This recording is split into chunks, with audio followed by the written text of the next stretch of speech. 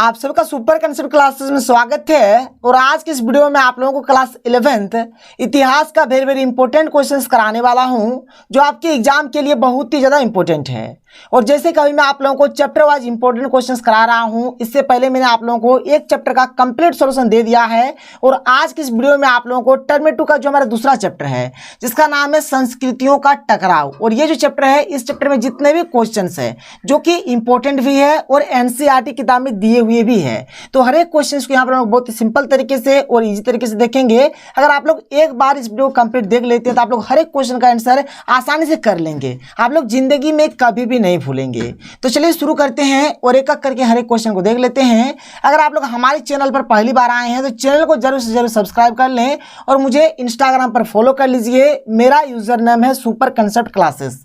तो देखिए यहाँ पर हमारे पास जो सबसे पहला जो क्वेश्चन है, क्वेश्चन नंबर 1 क्या आप लोग देख सकते हैं कि एज़टेक और मेसोपोटामियाई लोगों की सभ्यता की तुलना कीजिए।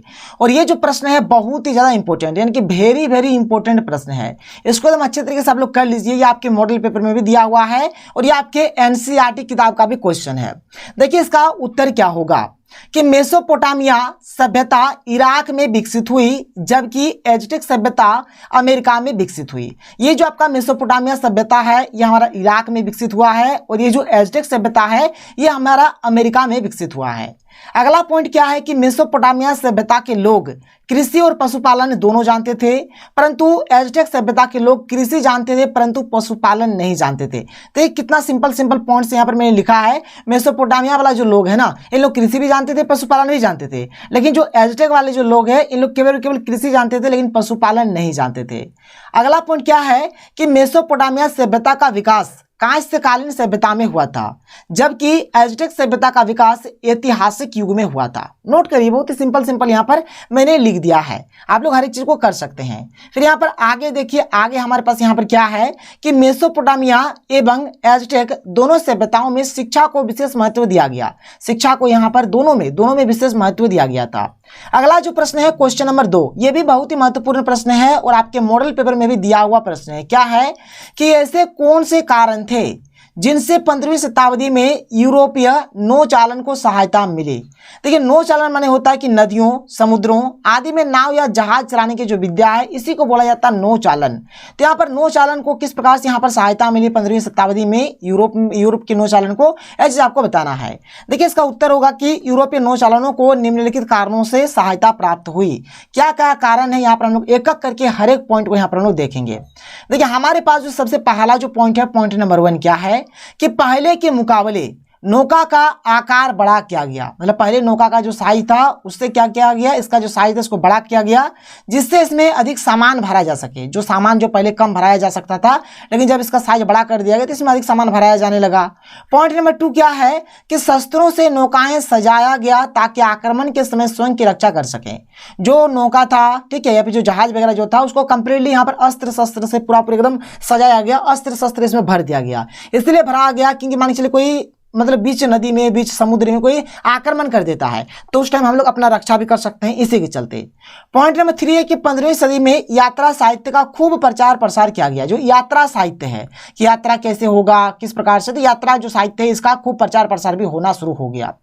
पॉइंट नंबर 4 क्या है, देख सकते हैं कि विश्व की रचना पर जानकारी प्राप्त होने लगी थी और भूगोल विषय उन्नति पर था। भूगोल भी यहाँ पर बहुत डेवलप कर रहा था, बहुत जानकारी यहाँ पर विश्व का रचना किस प्रकार से हुआ इसके ऊपर जानकारी भी बहुत सारा मिल गया था।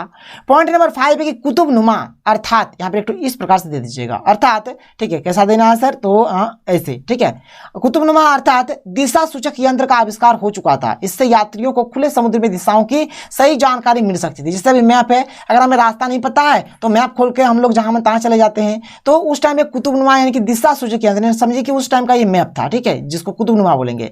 इसका आविष्कार हुआ जिससे समुद्र में मतलब जो खुली जगह पे कैसे जाना है, किधर जाना है, तो ये सब चीज का जानकारी उन लोगों को मिलने लगा।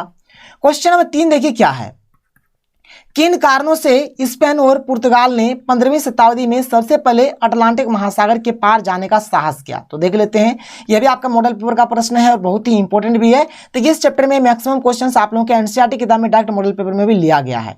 तो यहाँ पर देखिए हमारे पास जो यहाँ पर क्या क्या दिया हुआ है आप लोग देख सकते हैं। तो इसका आंसर हो जाएगा कि निम्नलिखित कारणों से स्पेन और पुर्तगाल ने 15वीं शताब्दी में सबसे पहले अटलांटिक महासागर के पार जाने का साहस किया।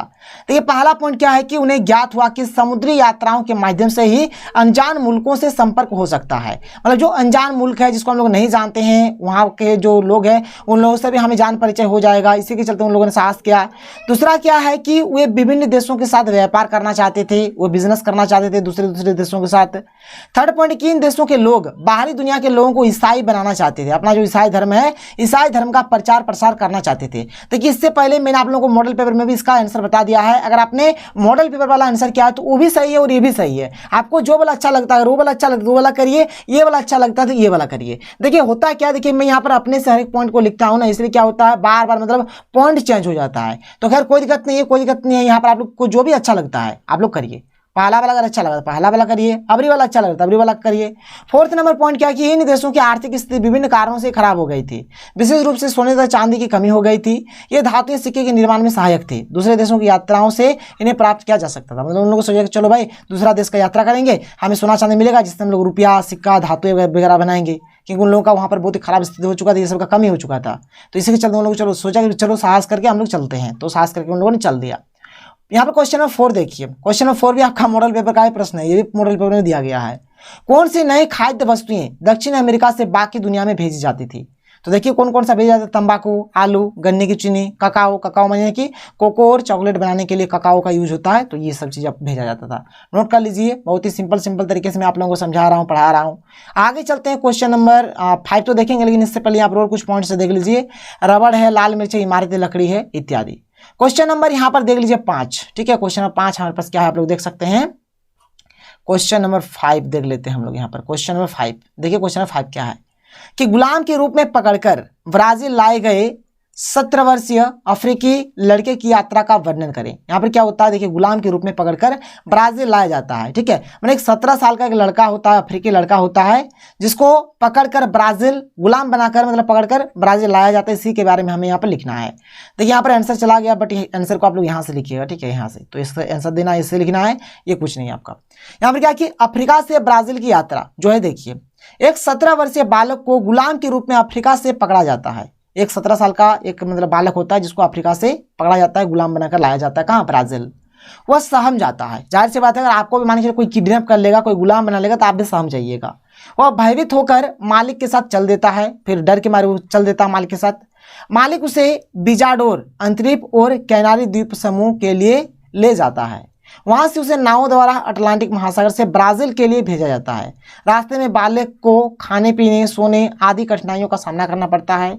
उसे रह कर घर की याद आती है और वह रोकर चुप हो जाता है। बस सिंपल से कहानी था, यहाँ पर लिख देना है। किसी को अगर गुलाम बनाकर ले जाया जाएगा तो क्या होगा, बस वही सब चीज़ यहाँ पर आपको लिख देना है। तो इसको लिखिएगा, ये हो जाएगा इसका सही उत्तर। आगे बढ़ते हैं, अगला प्रश्न देख लेते हैं। क्वेश्चन नंबर 6 यहाँ पर क्या है देख लीजिए। क्वेश्चन नंबर 6 है कि दक्षिणी अमेरिका की खोज ने यूरोपीय उपनिवेशवाद के विकास को कैसे जन्म दिया। देखिए इसका उत्तर होगा कि दक्षिणी अमेरिका की खोज द्वारा यूरोपीय उपनिवेशवाद का विकास किस प्रकार से यहाँ पर विकास को जन्म दिया। चलिए देखते हैं, एक एक करके हर एक पॉइंट यहाँ पर लोग देख लेते हैं विकास, ठीक है। चलिए एक एक करके पॉइंट देखिए, पॉइंट बना बनाकर मैंने लिखा है यहाँ पर।